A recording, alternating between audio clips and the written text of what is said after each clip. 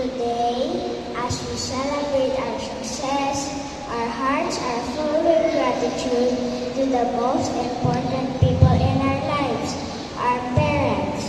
Thank you, dear parents, for your endless giving and your boundless love. Thank you for being our guiding lights and our first and forever home. Your sacrifices have brought us to where we are now. Your love has made us stronger and braver to step forward. To our second parents, our teachers, thank you for your patience and for holding our hands throughout our preschool ride. You made our school life happy and fun. Thank you for believing in us more than we believe in ourselves.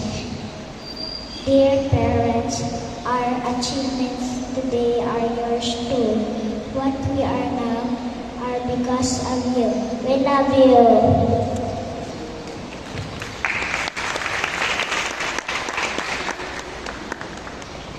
The school year has finally come to yet another successful end as we bask in the feeling of triumph that we have accomplished during the past 10 months and in the last 4 years of our junior high school.